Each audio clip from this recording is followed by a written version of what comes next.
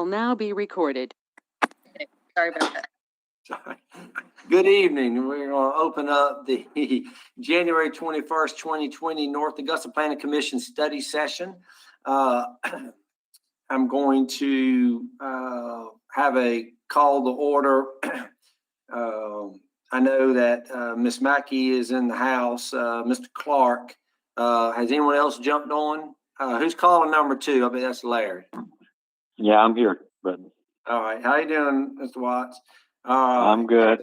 I'm good. Okay. So it's 3 of us and me. All right. We've got a number of items. Libby's put a lot of effort in getting this information out to us. I know we need to move pretty quick on it. So at this point, Libby, I'm going to turn over to you as far as how you want to guide us on the update of the North Augusta Development Code rewrite. Great.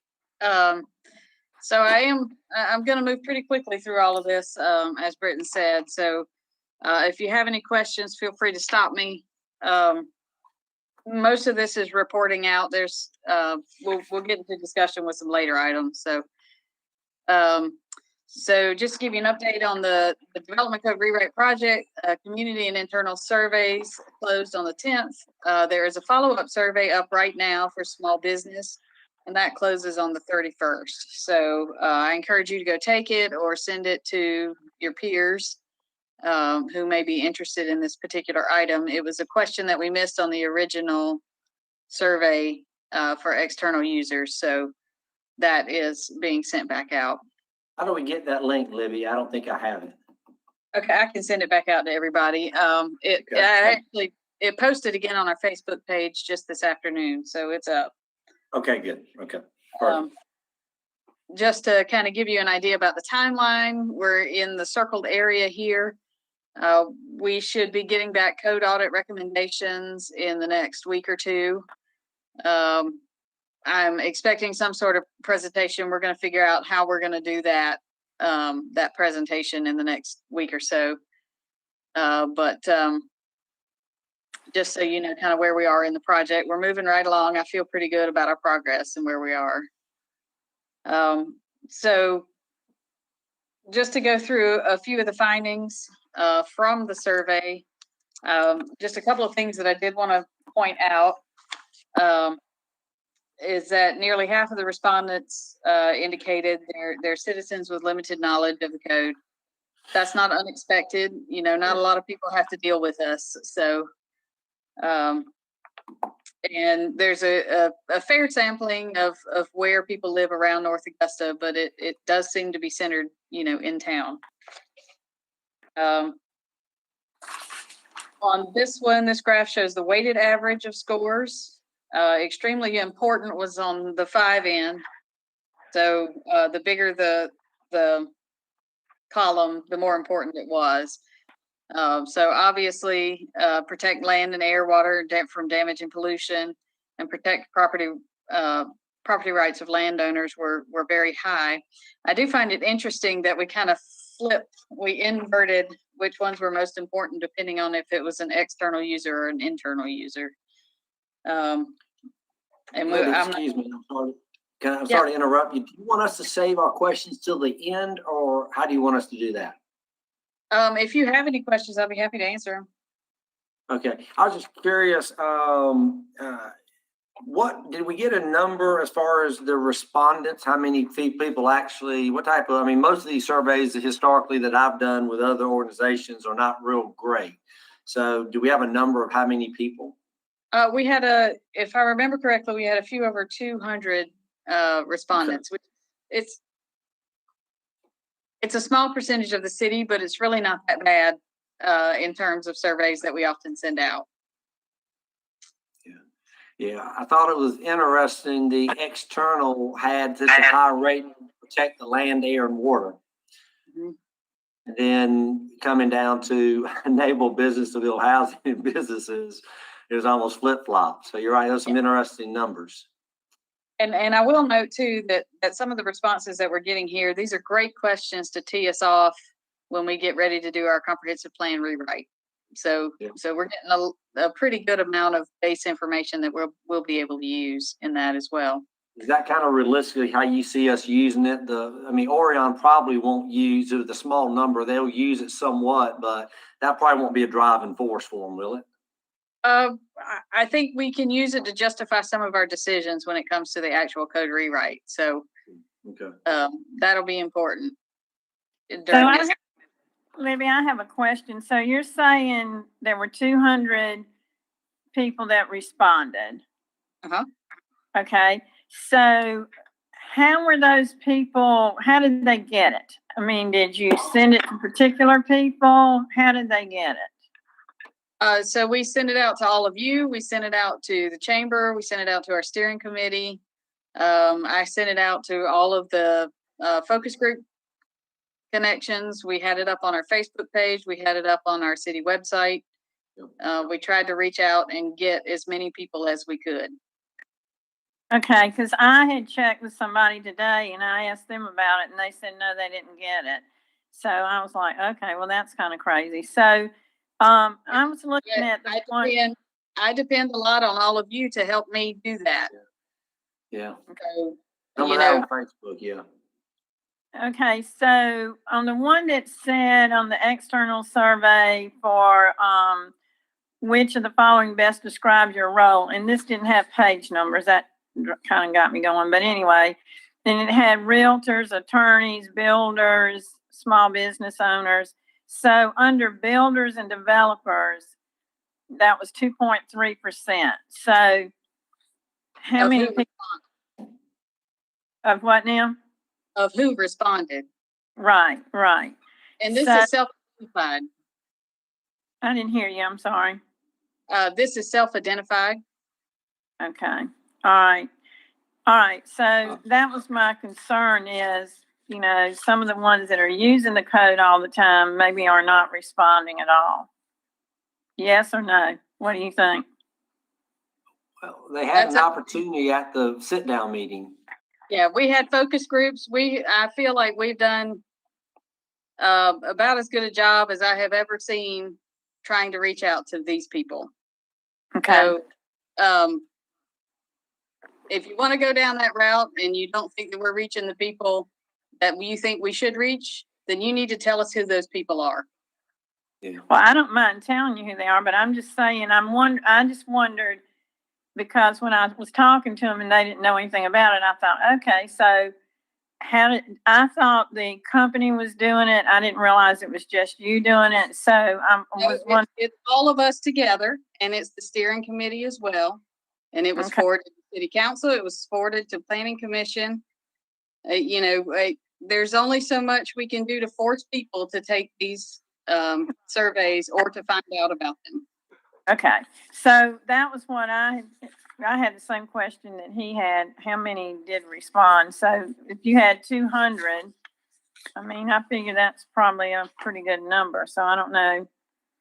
I would think, Libby, in my mind, the turnout, evidently, from what you said, from all the focus groups were really good, and I would think the folks who a lot of them who were the most active in what the concerns were probably would have showed up at the focus group more than maybe filling this out,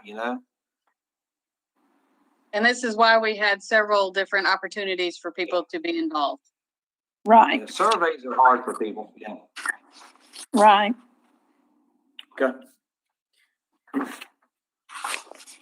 So just to get back to ranking the value of these property of the development code and which part the people think is most important. Obviously, consistency ranks very high. Efficiency is also a high ranked item for these groups. So we got into some questions about how we relate, how we rate the development code on the following factors. So these are weighted averages. Excellent would be a 5, poor would be a 1. So we have some work to do, and I think this is indicative of why we're undergoing this project at all right now. So this is now, Libby, which item are you on right now? I'm trying to find it on my. were you discussing a certain item or you just were? I'm going over, how would you rate the North Augusta Development Code on the following factors from excellent to poor? Okay, I'm trying to find it. Okay.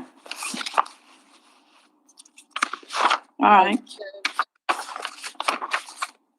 The next item is the rate your level of concern, just to kind of go over that just a little bit. This is also a weighted average. So 5 is extremely concerned. 1 is not that concerned. It is notable that in a lot of these items, our internal and external participants are, fairly similar in a lot of items. So I think that tracks well with, our staff is people. So a lot of us live here.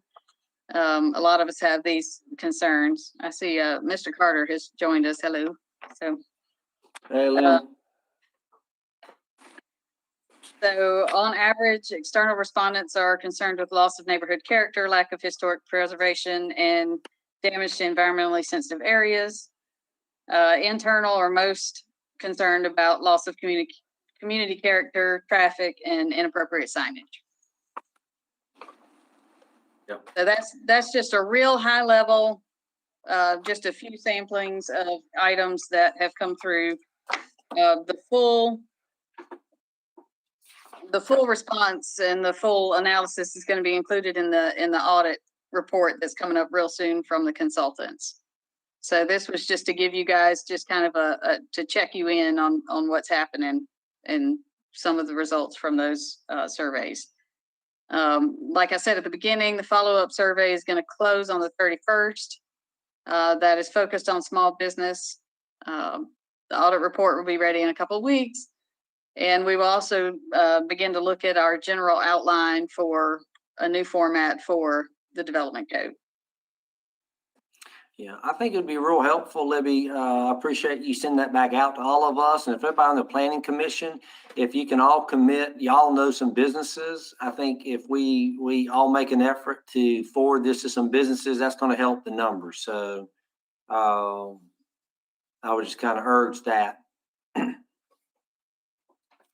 Okay. I can do that. Next on the list of study session items is going to be our Martintown Road Corridor study. I provided you tonight with a summary of the results and recommendations. Really, the main reason I'm bringing this to you guys tonight is because I want you to think about a couple of things. That would include plan adoption and how the Planning Commission wants to make a recommendation for adoption of the plan, and how we start thinking about funding and how we propose projects for funding on these items. Go ahead. I'm Yes. sorry. Go ahead. Go ahead. So can we ask questions now? Go ahead and finish, and then I have a question on this. Okay. So to lay out the parameters of the study, just to remind everyone, we went from about Hammond Pond Road up to Gregory Lake Road, just past I-20. The purpose of the study was due to traffic and some development we know is coming in the area pretty soon. This is a rough sketch that the traffic engineer sent. We do have an updated sketch. I didn't have time to get it into the presentation today, but this is all draft, so we should expect some changes. I don't think any of these projects are going to be a surprise to anyone. The Bergen Road light, that's obviously already in process. There's also a light in process on the westbound off ramp, where you come off 20 and turn right to go onto Martintown Road. There will be some improvements that will need to be put in should the Hamrick's Farms development come through. And with that, we begin to talk about restriping and access management. A lot of this first draft, this first set of projects near term are directly related to Hamrick Farms. So Libby, can I ask you one question? Sure. Is Hamrick Farms, is that the gentleman that came in front of us at the very end of a meeting about 2 years ago? And he really wasn't on the agenda, but he was just wanted to share some of that he was looking at doing a project with some apartments. Is that who that is? Over there by off of Knob Cone in that area. Is that who Hamrick Farm, or is this something that we haven't had a conversation about Hamrick's Farm, have we? There is a PD that was passed several years ago, for a portion behind, let me get back over here. So can you see where it says Hamrick Farms, driveway 1, 2? There's a PD back here on the rear portion. Okay. General commercial kind of up here in the front. Okay. So I'm not sure if that's the same guy or not. Yeah, he was talking about apartments, and that's when the question came up about the traffic light. So it's probably that PD, maybe. I just didn't remember. Yeah. Okay, sorry. So Libby, my question was, I saw, Bergen Road, which I'm really excited, and the ramp, I'm excited. But the money, the cost, is Hamrick Farms Development going to pay for these lights, or we pay for the light? Who's paying for the lights?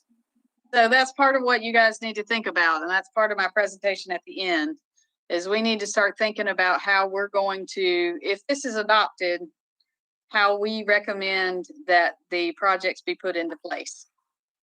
And if you'll give me just a second, I'll get to that in just a second. Okay. So the consultants did recommend a roundabout both at the I-20 off-ramp and Gregory Lake Road. This would be on the other side from where the light's currently going in. Some improvements to frontage road and the Hamrick farm site, driveway 2. A traffic signal at Knob Cone Avenue and Knob Cone to Hammond Pond Road, adding sidewalk connectivity along that road. And I would also add that is part of our currently our adopted Greenway pedestrian and bicycle plan. That all shows up on there as well. All right, where are you talking about that? That's on 1-3? Yeah, 1-5. 1-5, okay. Yeah, that's the particular project. Okay. Additionally, long-term, and this is 2035-40, we're looking at reconfiguring Knob Cone Avenue, potentially connecting over to Old Plantation Road, and that's kind of been in the work, that's been around for several years. And talking about Old Plantation Road and dealing with some of the issues with the frontage road and Old Plantation Road back on the back corner behind the gas station. So to get back to the funding part, what staff, generally what we do in plans like this is we will take some of these projects or all of these projects, and we will ask Arts, who is our local MPO, to include them in their regional plans and their work plans. That is a long-term solution. Basically what happens when we do that is for some of the smaller projects, it may be a 5 to 10 year funding horizon at a minimum. But they basically go in the bin to be ranked with all the other projects that have been submitted through the region as well. We can potentially, I'm sorry. Somebody have a comment? No. Okay. We could potentially explore other funding options. Everybody kind of tosses around, impact fees or development fees. Those are ways that you can capture some funds to go towards projects like this. If we really want to dig down into the weeds on funding options, we probably need to set up another study session about it, or maybe even a special meeting to go through all of that. I have given a couple of links on here to some basic information about how local government gets funding and how local South Carolina roads fund their construction. Generally, if someone wants to do a development, SCDOT is going to require them to do improvements up to a certain standard. So what that means is, for instance, if a project wants to go ahead and there's an intersection that SCDOT thinks may warrant a light, they may require a warrant study. So that's kind of a hands-off way for these improvements to come about. We have had some indications from SCDOT that they are pretty willing to use our study results, which is very good. That is a very good sign. But if the city, for instance, wants this to happen faster, if there are particular parts of this that we want to happen that may not be directly in the development code, we will have to talk about alternative funding sources. Would you mind just saying that one more time again about SCDOT, if you don't mind? Make that, Sure. Explain it to me one more time. You lost. Yeah, so generally, whenever a project on an SCDOT road is proposed on an SCDOT road, Right. They will require some sort of study and impact analysis to see what kind of improvements may need to be made, such as a turn lane or a light, anything like that. Okay.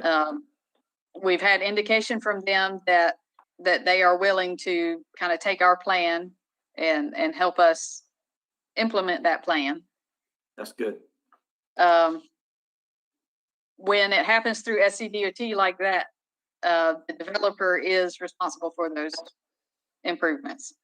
That is the deal that they make in order to get what we call an encroachment permit to build stuff on SCDOT's roads, Okay. to connect to their roads. So my question, okay, well, can I ask some questions now on this? Because this was real interesting to me. Like, who paid for the Bergen Road light? The 100,000. So that was a SCDOT safety project, and the city kicked in some extra money for the decorative poles. Okay, and then the next one was the I-20 get off on the ramp, $150,000. So who paid? Did Georgia pay for that? Georgia DOT paid for that as part of the Savannah River Bridge. Right. Okay, and then, I mean, when I was reading this, that's why I questioned you right off the bat, because that was one of the questions I wrote across the bottom of who is going to pay for this. So if the Hamrick group comes, I mean, look at the cost of all of that. I mean, $2 million for the N-3, that's a lot to me. I mean, I don't know. Maybe I don't know, because I don't do that kind of development, but I mean, it was a lot of money. It is a lot of money. It's $2,600,000. Yeah. And they have to weigh, this is where we get into a lot of discussion with developers. Currently, the city does not have a funding source for assisting with stuff like this. Right. So DOT is not interested in helping at all, right? SCDOT generally does not pay for projects like this. If Okay. there is a specific safety issue, or if something is on the long range plan, I mean, there's some other ways that SCDOT kind of funnels federal money really down to the city. But that's what the whole arts process is about. That's what the whole MPO planning process is about that we just went through. Okay, and I have another question. So tell me about the Gregory Lake roundabout. I mean, what is that? Tell me what that's supposed to handle instead. Where is that? Right at the corner? So yeah, that would be right at the intersection of Gregory Lake Road and Martintown Road. And I apologize that I don't have a sketch of that right at the moment, but that is partially due to the angle that Gregory Lake Road comes into. And it's also due to the fact that we can't keep putting stoplights along that corridor. You know, you run into spacing issues per SCDOT standards. Okay, This is kind of what has spurred this whole study, is the fact that we have run out of room for lights along Martintown Road per SCDOT standards. okay, so now on the turnaround or the roundabout, whose cost is that? That's city? That's a good question.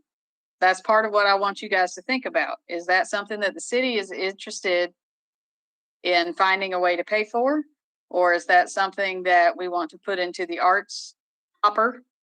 So that at some point, if it rises to the top of the funding stream, it gets put in. These are all the things that we need to think about. Okay, This is part of the recommendation that I need from the planning commission. I need you guys to think about it. Start thinking if there's a particular recommendation you want to make to city council. I need you to start thinking about if you have a priority of projects that you would rather see, you know, one project go in front of another. You know, these are all the parts of what we need to look at as the planning commission to make a good recommendation to city council. all right, so the roundabout's gonna kick out into Martintown Road? Or it's just gonna, tell me how that works. I need you to clarify. I'm back on Gregory Lake. So that would be out in Martintown? Define the roundabout. I'm confused. I'm sorry? Go ahead, Lynn. I was just saying, help me understand roundabout. I mean, I'm thinking traffic circle, but that's not it. What is actually a roundabout? It's a traffic circle. Roundabout, traffic It is a circle, traffic- they're all similar things. So you would have Gregory Lake come into a traffic circle at Martintown. Yes. That's the That- recommendation. That's a recommendation. Adopted plan, this is just the recommendation. So that's the same thing, Wow. Lynn, they just did over on Berkman Road at the, Understand. right, Libby? I'm sorry, I couldn't hear you. On the roundabout, that's the same thing that they just did on Berkman Road at the National. They put in a roundabout on Berkman Road right before you got to Surrey Center to slow that traffic down and let people in and out. So that's gonna be kicked out into Martintown Road. I think that would really slow them down. I mean, to me, Well, you're gonna come Yeah, off. I like the roundabouts. You're gonna come off the interstate and have a red light, yeah, and you're gonna take a right and have another red light, and you're gonna go another quarter of a mile, you're gonna have a roundabout. I mean, You have a stop sign. is that even? The engineering, that's what we paid this consultant for. So, Yeah, I don't Well, I definitely think say about- that for sure. yeah, that's part of what the issue is too, is we can't just have a light. You know, you really don't need to do that. That creates more problems really than it solves. I'm surprised they gave us the light at that I-20 and Bergen together. You gotta have Yeah. that. that was to slow them off of that ramp, Lynn. That when seems they awfully get- close as well. Right, don't get me So wrong. So Libby, what Yeah. does L-1 mean? Install a 4th leg. What does that mean?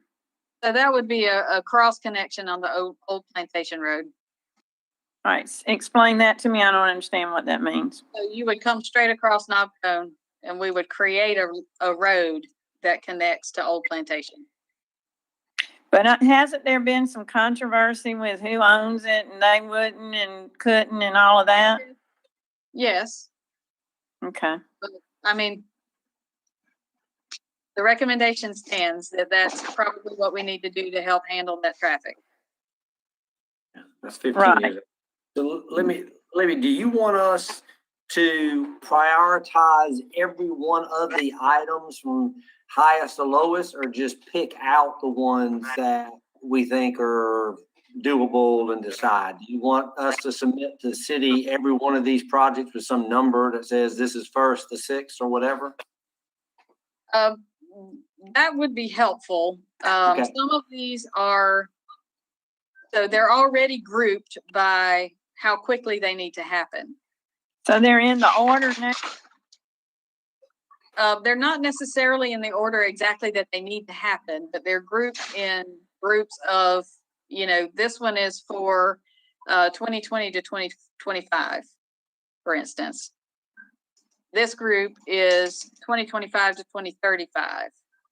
So it would be helpful for me if, we want to rank within each of these groups so that I know which one I am. When I submit these projects to arts, I know which ones are the highest priority for planning commission and city council, so that I know if I have to choose between $2.2 million project and the $2.7 million project, I can say, the 2.7 is the one we want. We don't, it's the higher priority. Do you want us to each rank these individually and you tally it?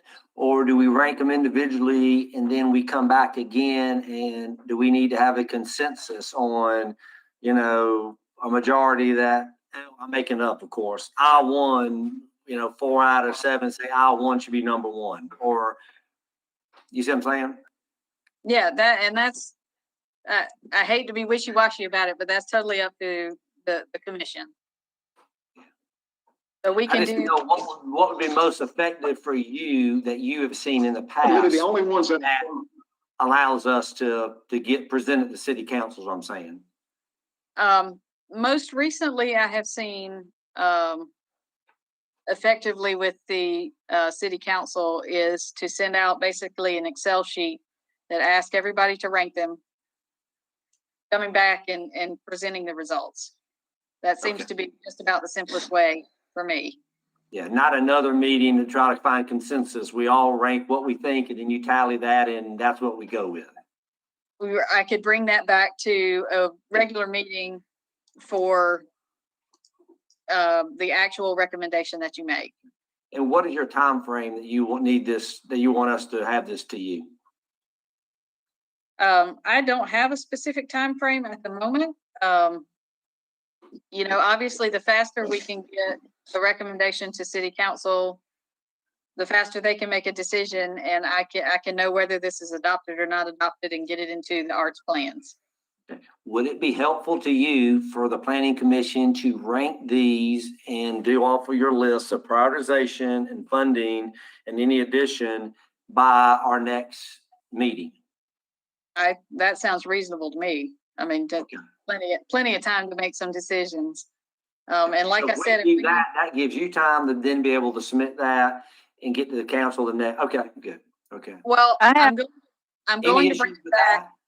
I'm going to bring it back to the planning commission as an actual agenda item so that we can have an official recommendation. So we can work through some of the smaller, some of the details if y'all need to hash out exactly, the order, or you're uncomfortable with something. We will work out an actual language of a recommendation.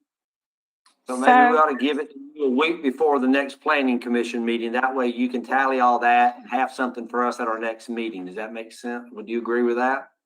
That makes sense to me. Okay, so one second, Joey. So basically what we need to do for the planning commission is follow this prioritization, and we need to individually get this to Libby within the last Friday prior to our meeting. Our next meeting. That way it gives you time and then you can lead us from there at the next meeting with any things we need to fix. Is everybody good with that, Lynn? Yeah, I'm good. That sounds. Can you send us a spreadsheet? I will. Yeah. Got everything on it, or is it something we just need to? I mean, is there something you can give us that? Yes, I'm good with that. That everybody will have the same thing. Yeah, Lynn, she'll give everybody the same thing. Yeah, I will send you a spreadsheet that just has everything listed. I've got the revised plans now, so I'll be able to do, use that instead of this version. And are there any other projects on here that quote have been taken care of, like the first two, M1 and 2, you said are already paid for, correct? Or is that still going to be on the list? Those are already paid for. I wouldn't worry about ranking those. Unless, within 3, 4, 5, and 6, unless there's some sort of funding mechanism that you guys want to use to try to help with that or want to recommend to help with that, this is where we would make those recommendations as well. Well, I would say just leave those off. If we're not having to, I mean, if they're already paid for, correct? Yeah. I mean, Yeah, just leave N1 and N2 off. We're gonna prioritize from the other ones. All right, so I wanted to ask a question too on safety. So N4, Stripe Martintown Road on that ramp, which is $10,000.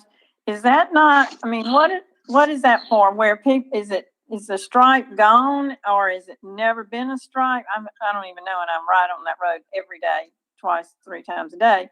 But is that not a safety feature that people in the area come to town and they don't know that's there? Shouldn't that be, I mean, should the city have to pay for that? Should DOT? I mean, I don't understand why that isn't just handled as business as usual.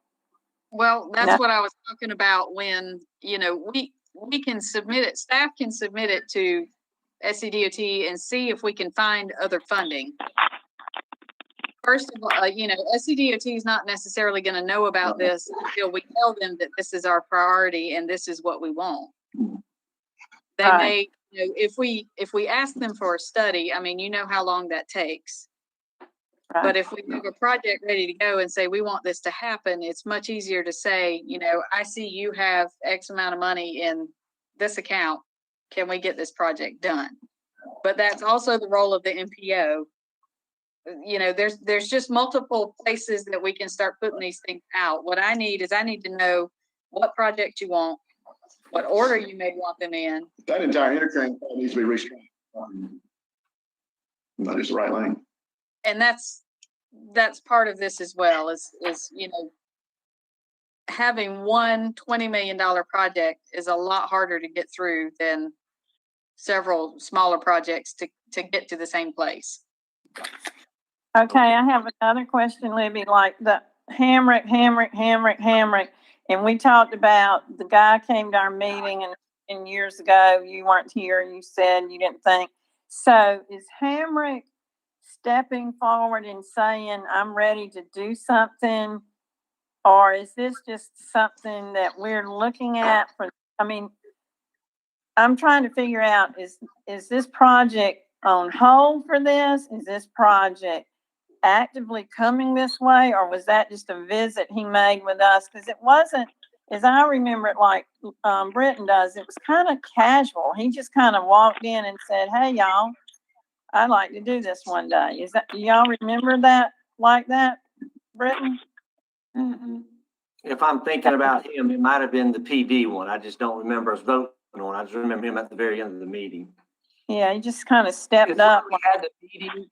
It's when we approved the meeting, the river apartment complex behind the Circle K. That's when that happened. Okay. I lost you.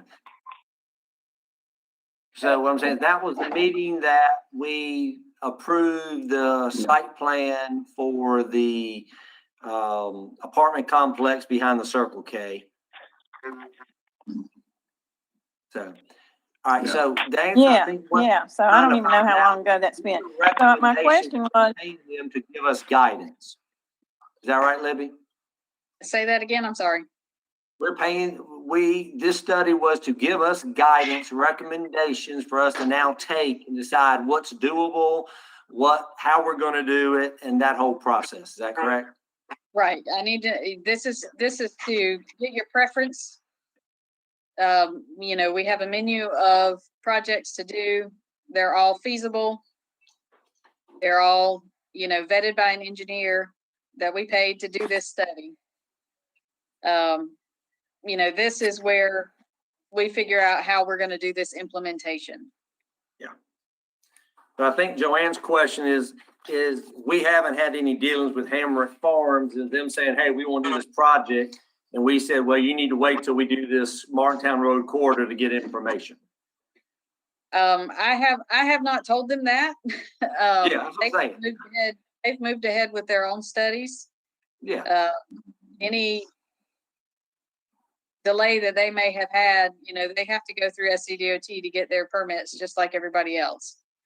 yeah. So we're doing this for North Augusta of where we need to be moving forward. Okay. All right, Correct. so one more time, and I don't want to just hammer this, but I don't know enough about traffic, but is that striping that road that important? Striping a road is pretty important. Okay, Well, you're going to have the opportunity to determine if it's important by prioritizing it. So we may say it's not important, we won't prioritize it. So here's where we need to do, because we need to move on, because we got about a lot more to do. So right now, all we're going to talk about this, we're finished talking about this. So what we're going to do is the week before our next planning meeting, I need everybody on the planning commission to take the Excel spreadsheet Libby's going to send us. We're going to prioritize it. If you have insight on, if you want to look at this information, these links about possible funding mechanisms, this is going to be your opportunity to get this to Libby so she can tally it and give it to us in a format at our next meeting so we can make sure it's clean. We're all on the same page with a vote for a recommendation to the city council. Is that correct, Libby? Are you good with that? That's exactly what I'm asking for. All right, so let's move on. Okay. This is just a little bit of information about plan adoption and why it's important. Once we adopt a plan, I have a lot more tools in my toolbox to help implement. So we'll just kind of gloss over that for now. I pulled together the annual report for planning and development and code enforcement. Generally, just kind of a list of statistics and projects and information that might be helpful to gauge the workload in the planning department. It gives everybody an opportunity to see what kind of projects I'm working on internally, because I know that there's a lot of stuff that happens kind of behind the scenes that y'all may know kind of in passing that it's happening, but this is a way to memorialize that. I do want to say that this upcoming year, there should be several changes happening in our department, especially with adding staff. So we're hoping that is a positive change and that provides us an opportunity to provide even better service to citizens or the residents of North Augusta. You guys all received a draft. If you have any questions about it, we can probably just hold those till the end. I've got a few slides to go through. So we are seeing continued increase in projects reviewed by the Planning Commission, reviewed by staff. Board of Zoning Appeals went down 2 cases. Not a whole lot in my opinion. Our code enforcement was down a little bit. I would count that due to staff issues as well as coronavirus. That changed a lot of stuff that we were able to do. You don't want to go knocking on a lot of people's doors and talking face to face to folks when coronavirus is going around. So just to kind of put those out there, this is a pretty high level summary of what we've done. Just to go over a few things that we covered in 2020, we revised the fee schedule that has gone into effect for 2021. We are working on electronic agenda distribution. We'll get into that a little more at the very end of this presentation. We've been working with Augusta University with their MPA program. There are a couple of projects that we've been working with them on and hope that they will be able to complete this semester. I have a meeting with them in another week or so to talk about it some more. Obviously, we're working on the development code rewrite project that's still underway. We've been working on the Martintown Road Corridor study that's underway. Knob Cone Sidewalk project and the Greenway extension of Mayfield Drive. Those are all projects that planning has been involved in and are mostly complete, except for the development code rewrite. We're about halfway on that one. There's more details within the actual report if you want to read that, and we'll release that to the public in the next week or so. We have some supporting documentation that we need to get together for that. Just to go over some of our 2021 projects, we're talking about the Georgia Avenue Traffic Calming and Pedestrian Access Plan, Comprehensive Transportation Plan, 5-notch Road Corridor Study, 78 Fifth Street Gateway Plan, 78 Martintown Road and Buena Vista intersection and gateway plan, and the comprehensive plan update. So that's a lot on our plate. Some of these items are going to be pushed more towards the end of the year. We're still working out funding details with SCDOT. They have kind of changed how they've done some of this process. So we're working through the paperwork on that. If you have any questions about it, I'll be happy to take any.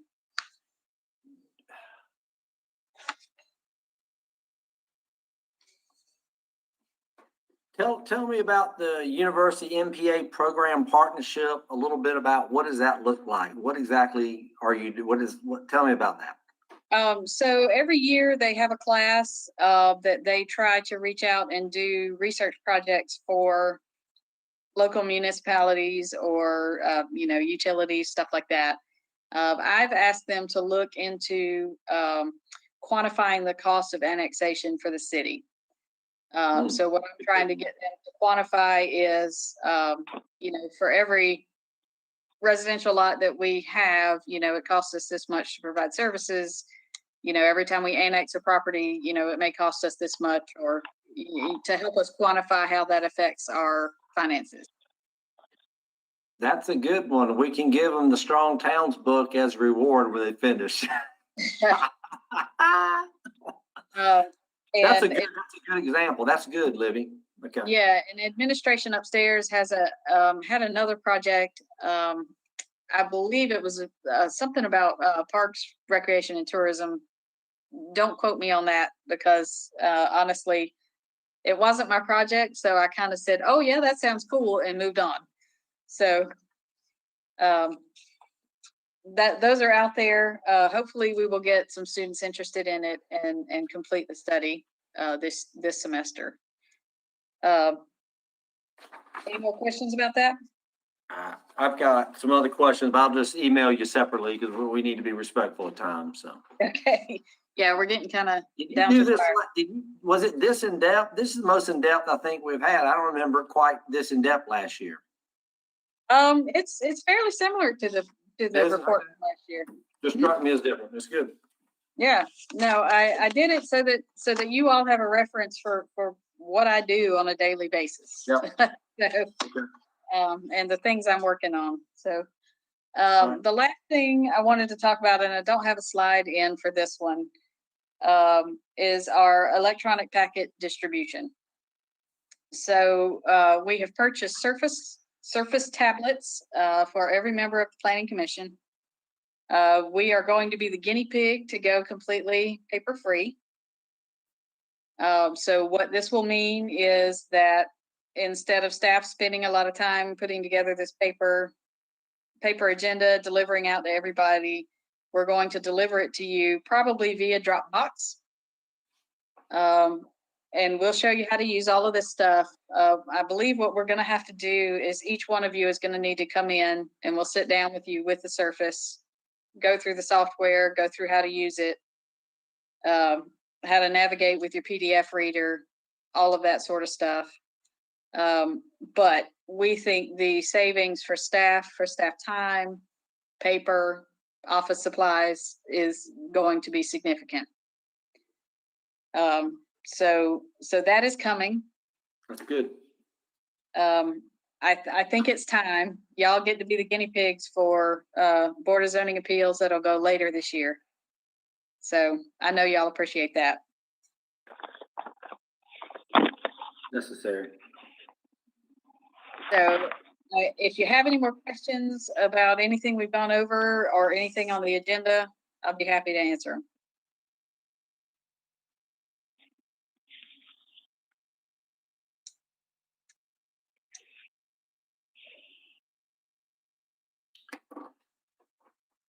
Okay, well, I'm going to adjourn the study session and we need to be back in a few minutes. 6:51 is what I show. So give yourself some water and a break and come on back and we'll get started right at 7. Thank y'all.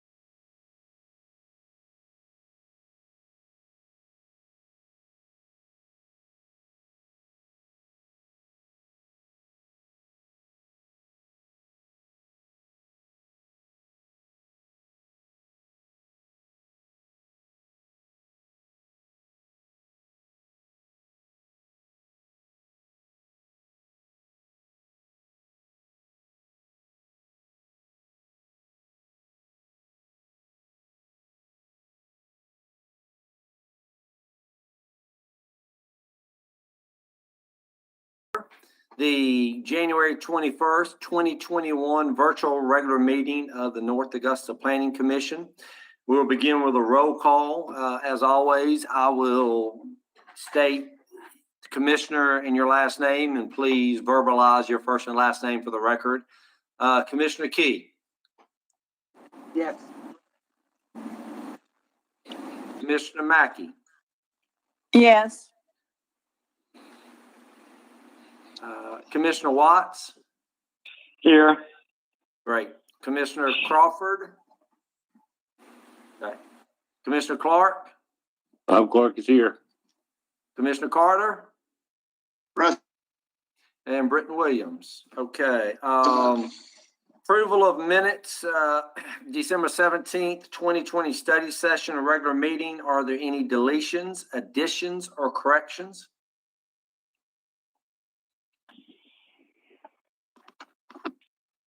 If not, they are approved as distributed. Mrs. Hodges, do we have any changes to the agenda tonight? I have no changes. Okay, very good. All right, we'll jump right in. Application PP20-009, Rushing Waters Phase 3.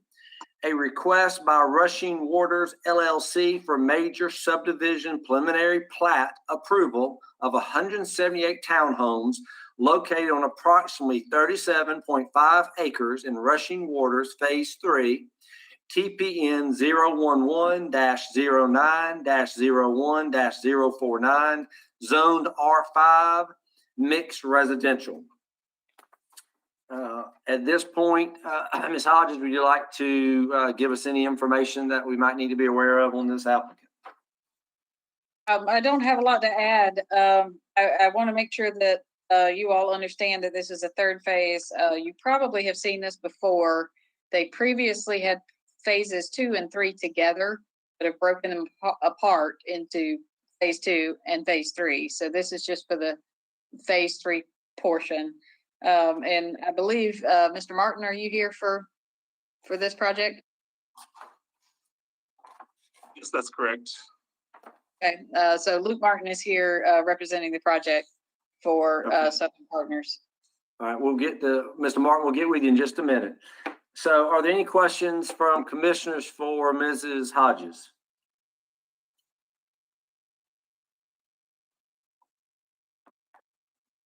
Okay. Were there not some curb cuts, or deceleration lanes or something that was supposed to be put in at the back end of the development? I mean, when it starts being built out, was that something like that in my reading? Did I miss anything? So there is a connection to Claremont, back in the back. There is a turn lane that has already been installed on the front side on 5 Notch. So they didn't have to do that until the development was pretty much complete. Is that correct? Or was it initial? They could build, I want to say it was like 100 lots or something like that before they had to, but that turn lane is in. So it's been. Yeah. Okay. Any other questions before I ask Mr. Martin? Okay. Ms. Martin, if you would please state your first and last name and address for the record, please, sir. All right, my name is Luke Martin. I'm with Southern Partners, Inc., 1233 Augusta West Parkway, 30909. And so, yeah, like Ms. Hodges had said, this is the third phase and the final phase of the Rushing Waters development. And I do believe that y'all have seen this at another point when this was at one point part of the second phase. So this is going to be just a little bit different than the second phase in that we're doing townhomes. We're proposing 178 units on 37.5 acres instead of the single family that we've had in the previous 2 sections. But we have already submitted this and received comments back, and we're actually working on those right now. But none of those comments, we don't anticipate that any of them are going to keep us from being able to do this essentially as it is shown already. I have a question for you. I drove to the backside of Clearmont, and it looks like on our staff report that talks about phase 2, install a new stop sign on the southbound approach of Clearmont Drive and northbound Wooden Drive. Have y'all already done that on Wooden Drive? Because that looks like a paved road with a little ramp with a little cul-de-sac back there with a new stop sign. I do not think so. I know that there were recently road improvements on Wooden Drive. Okay, so y'all didn't do those road improvements. Someone else, this county did. That I believe it was the county. It wasn't us. So when you're coming down Clearmont, it runs dead end to basically either turn left on Wooden or it goes to the right to Clearmont. So basically there's an entrance coming out right close to the right of that. So basically that's where that entrance would be that shows on this plat, right? Yes, so it'll be a 4-lane or a 4-way intersection. It will come directly across from where Clearmont dead ends. Okay.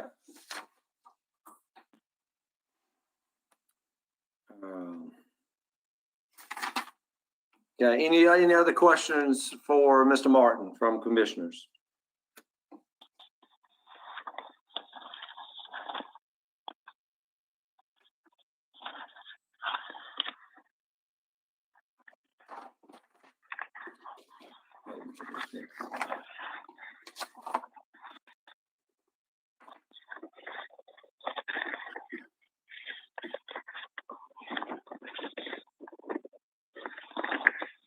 Okay, so there's no questions from any commissioners for Mr. Martin. What will that bring your total number again? The total Too, as far as both townhomes and single family. Don't have When that. you add the 178 to the other two phases. Yes, the 178 is just for the townhomes. Let's see if I have the total number. I don't have the total number. Maybe phase 1 is 141 and phase 2 is 142 townhomes, or is that there's another 178? Yes, that's correct. I knew it was there somewhere. I couldn't put my hands on it. Okay.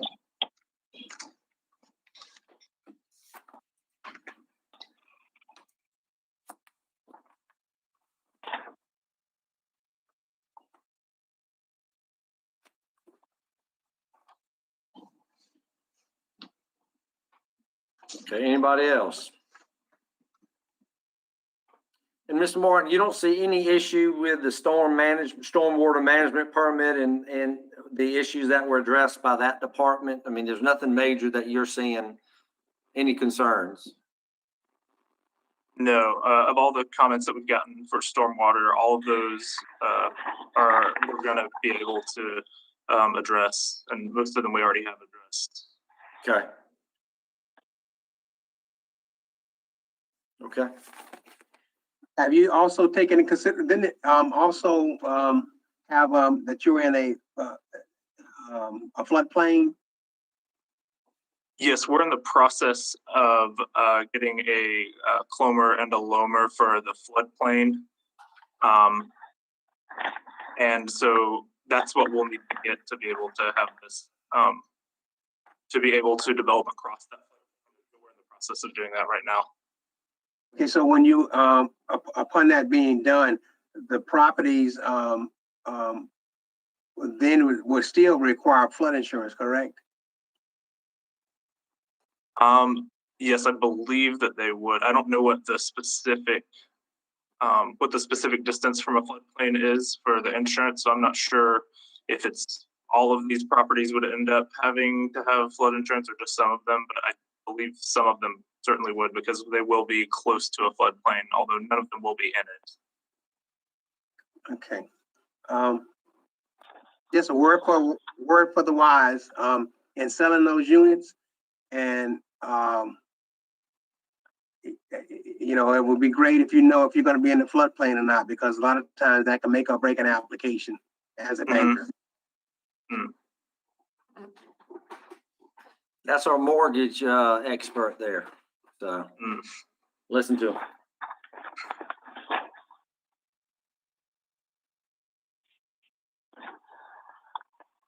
Just a word to the wise.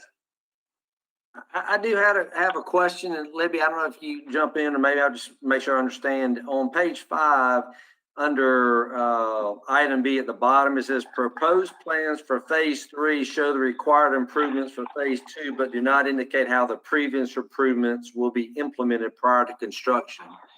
Is there any issue with that we need to be aware of or be concerned about? I believe is that in reference to the Notch Road, or right on? Is that in reference to the road phase improvement? 2, construct an eastbound single lane approach to connect the driveway with Claremont, and then install a new sign. And we say that, you know, it was, I don't know if staff was asking a question for us, or I just wasn't sure about that statement. It probably is it's just not reflected in the current plans that we have. It may very well be addressed. Okay. We just did not have that information at the time the report was written. Okay. No issue that we need to worry about. All right. I think it's solvable. Okay, perfect. All right. Any other questions from commissioners for Mr. Martin? Okay, yes. The only access is off 5 Notch? Currently, Did I miss that? currently it is, but we're going to also be connecting to Claremont in this phase. That's in They're Belvedere, required- out the Belvedere. Yeah. Okay. Anything else from Mr. Martin? Okay, any questions from commissioners among ourselves, or any follow-up questions for Ms. Hodges or anybody?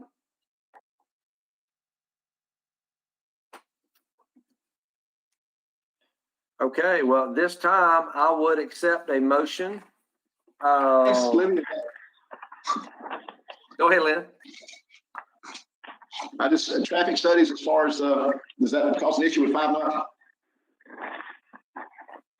Like, can you say that again? The 5 Notch improvements have already been made. It's the turn lane right there at the cemetery. I know, I see it every day. Yeah, I understand. I just didn't know because of the number, if there was, any sort of other circumstances that might be, put us into another situation with this many additional units. That's all. Okay. Well, that would be why we required the second exit on Claremont.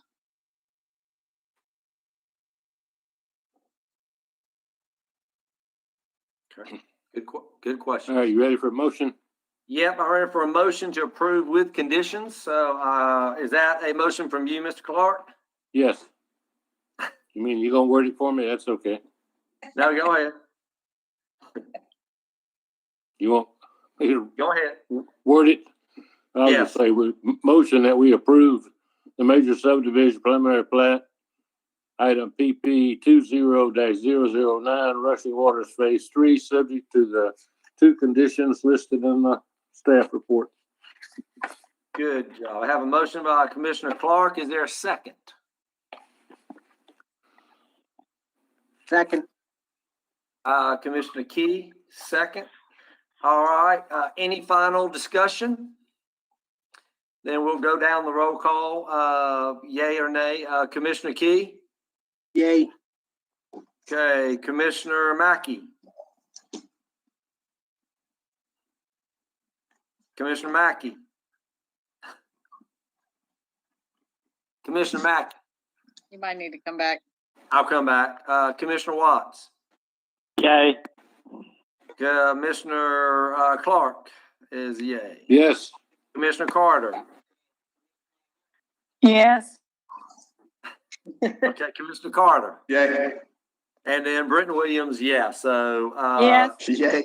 I know we got you now. So, And Commissioner stands Crawford has approved. also joined us. excuse me? Commissioner Crawford has also joined us. Okay, is she able to vote, at this point, regardless? I see her. Yes, I know, I see her. Okay, Commissioner Crawford, Yes. It's a yes. Okay. All right, it passes unanimously. All right, Mr. Martin, you got it. Go get it. All right, appreciate it. Thank y'all. Thanks for your time. Yes, sir. Appreciate it. Commissioner Crawford, you feeling okay now? I'm here. Thank you. All right, let's jump down to item number 6. Application SP 20-006 Quick Trip number 1197. A request by Quick Trip Corporation for major site plan approval of a gas station and convenience store located on approximately 14.28 acres along Edgefield Road, TPN 011-07-01-003 to be zone GC, general commercial, subject to annexation. So with that, Ms. Hodges, if you'd like to bring us up to speed on what we're dealing with. Yes, so just so everyone understands, this property has not been officially annexed into the city yet. So they wanted to get through the permitting process with the city prior to annexation of the property into the city. I apologize. Let me get up to speed here. So it's adjacent to the city. It's eligible to be annexed. We are just waiting on this site plan approval to go through before that happens. I think it's a pretty standard gas station commercial review. If you have any particular questions, I believe Ms. Morin and Mr. Inser are here to represent the property. Okay. All right. The only issue prior to coming to us was the BZA did approve a variance with a couple of conditions, and they're fully aware of that and no issue on their end, right? Correct. Okay. Any questions for for Ms. Hodges before we ask the applicant to talk?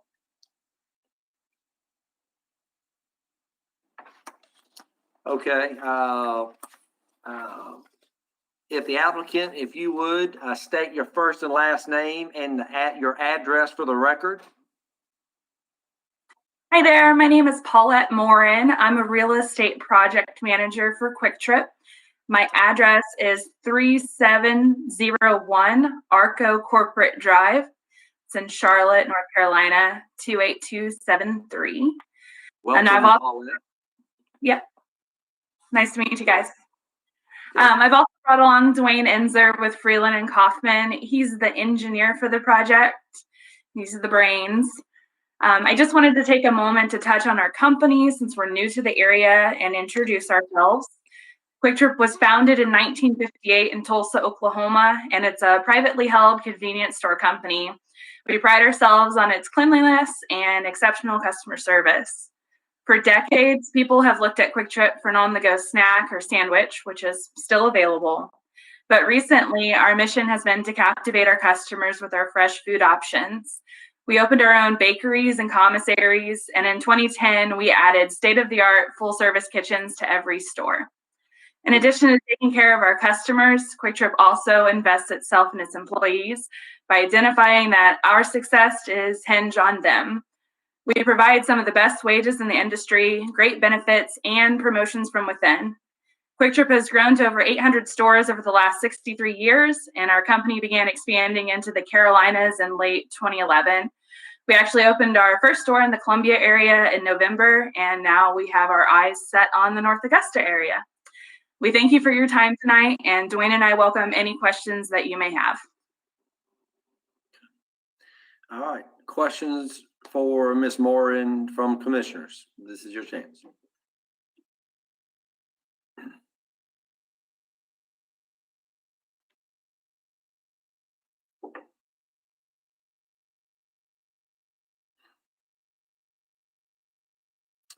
Okay. I'll just jump in, and I don't know if this is for Ms. Morin or maybe Libby as well. I know on page 5 of the staff report, there's a paragraph that talks about the physical stream assessment of Pole Branch and just that this stream channel is currently not effectively transporting current loads of stormwater during heavy storm events. Due to the high concentrations identified, it's been a focus of the city monitoring. Is there anything, and then farther down, I see that the stormwater submittal is incomplete. Any issues with that, Ms. Hodges or Ms. Moran, that we need to be aware of, or? I'll let the applicant speak if she'd like. Thank you. Yeah, we've actually been very, very conscious of that since we first started this project, and we brainstormed a little bit. And so we've oversized the pond, and Dwayne may be able to touch on a little bit of how much we've already oversized it. And we've discussed it a little more, and we're going to make it even bigger and pull it all the way up to the back of the Quick Trip property line and eliminate the rear surplus that we originally were showing back there, just to be extra super careful and conscious of it. So we are cognizant that there's residential behind there. We would never want to affect them negatively.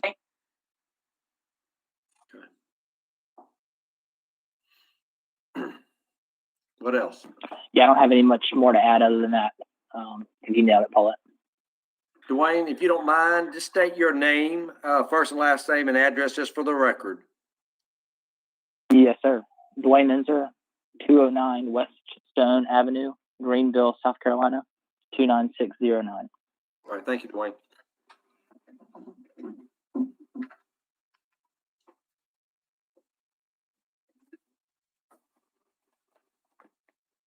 Okay.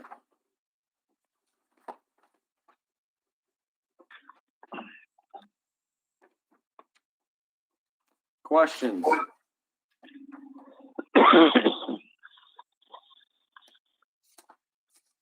So this is your prototype store going forward? Is this will be what they'll all look like, or is it just? This one is one of our regular convenience stores. So we have a couple of different options. We have the regular convenience stores, and then we also have truck stops. So this is a smaller one. We've got a truck stop that we've actually been working on in Graniteville on Edgefield Highway. That's much larger than this store. But we identified for this location, because it was so close to residential, that this needed to be more of a neighborhood store.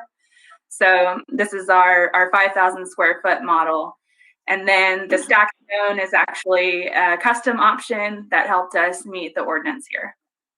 And what were you saying about the food again? Tell a little bit about that. You mentioned that. All of our stores are equipped with state-of-the-art made-to-order kitchens.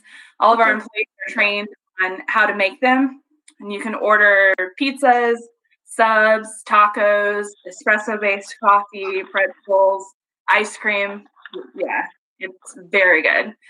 So really good food. And you can also order it on your phone too. It's very convenient, especially right now during COVID. And we deliver on the lot and to the pumps. So. Wow. Okay.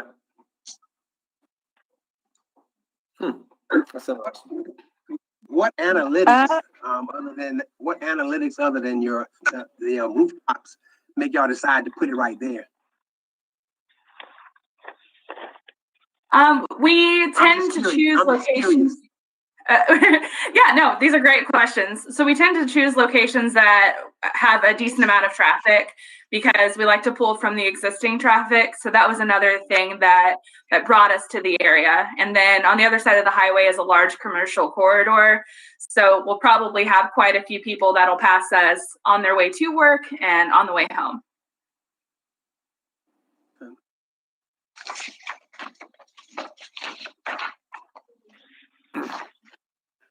Is the 14.2 acres your standard footprint, or is that considered large or a normal size for a property like this? It's large. The Quick Trip is not going to take up the entire 14.2 acres. We're using, now that we're going to expand the pond, honestly, maybe more than half the lot for the pond at this point. A Quick Trip site is typically 2 to 3 acres max. We don't need much more than that. But this came as a package deal. It was either buy all of it or none of it. So we do have some opportunities to market some of the other frontage out as surplus.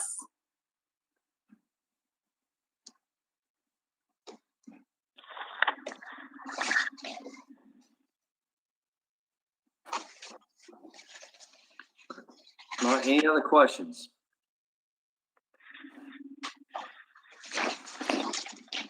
I was just going to say, talking about what you're going to have with food. Tonight on the news, the announcer said that they were looking forward to hearing about this and they were looking forward to the tacos. I've never heard that before in the news.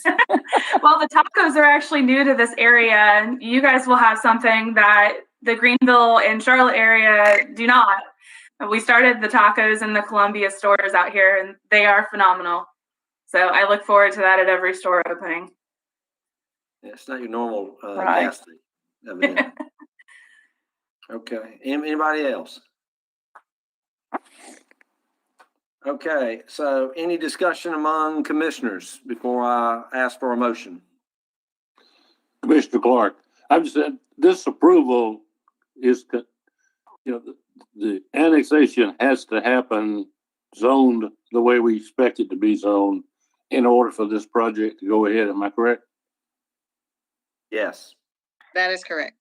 Okay, so does that need to be part of the motion or? Yes, that needs to be a Okay. condition. Okay, just want to get it out. Thanks. If you look at item number 5, whoever wants to give the motion talks about assuming all development code standards and annexation is complete. Now you could probably read that as part of the motion that would cover it, I would think. Be glad to entertain a motion.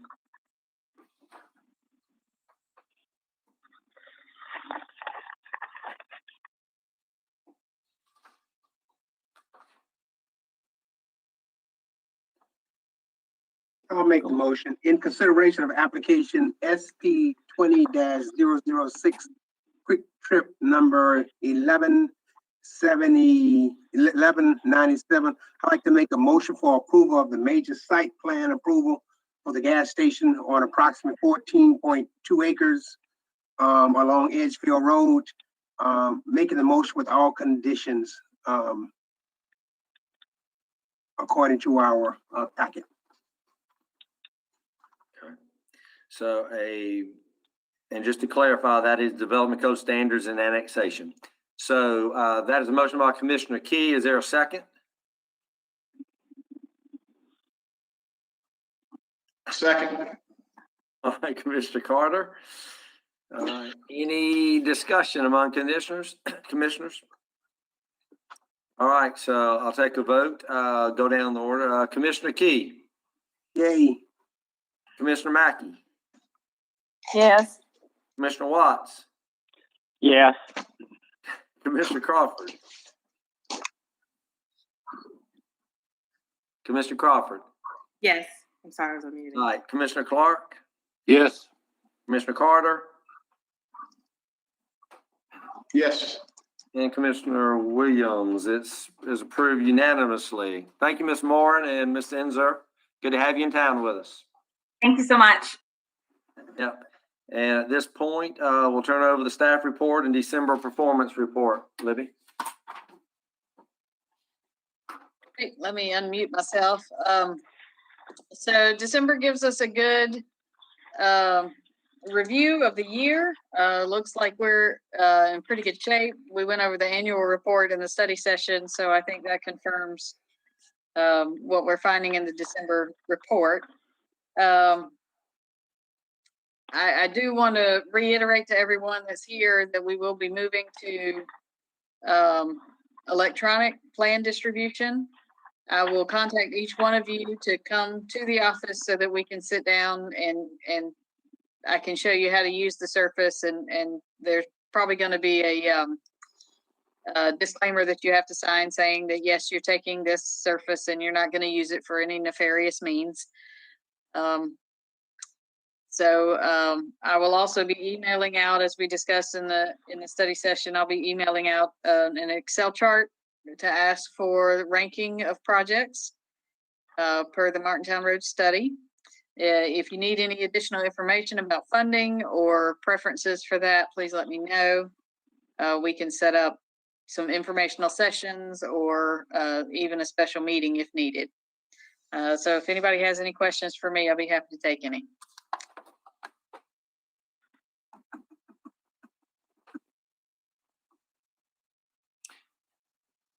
when you do send that Excel sheet concerning the prioritization, please make sure you put the date on there that you need that back. Yes, Keep us on our toes. it'll be in bold and maybe in red.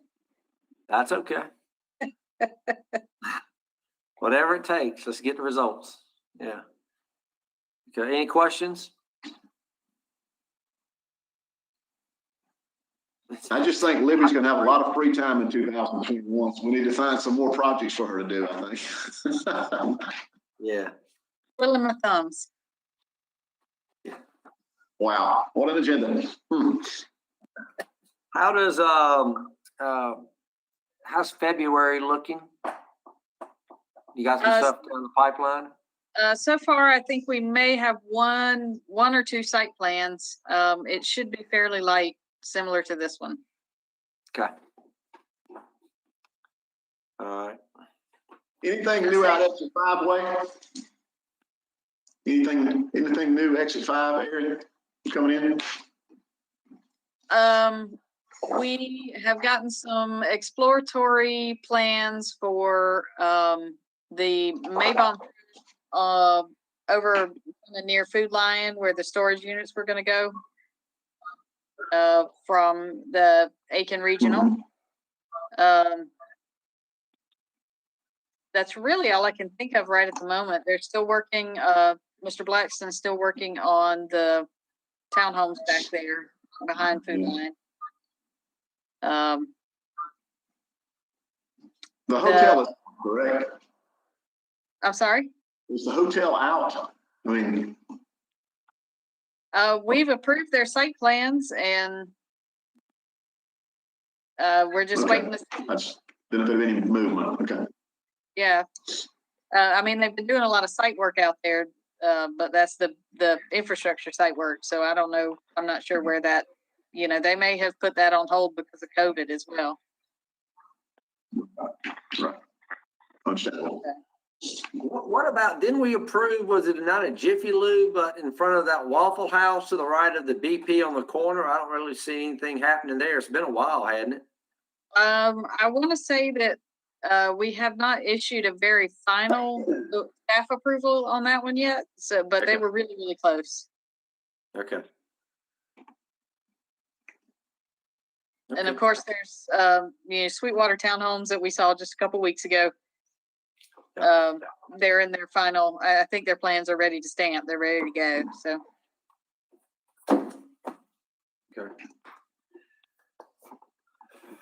Lots of stuff. Yeah. Okay. All right. Well, if there's not anything else, then thank you, Ms. Hodges, and thank all of y'all for being here, and stay safe. And we stand adjourned. Thank you. Thank you.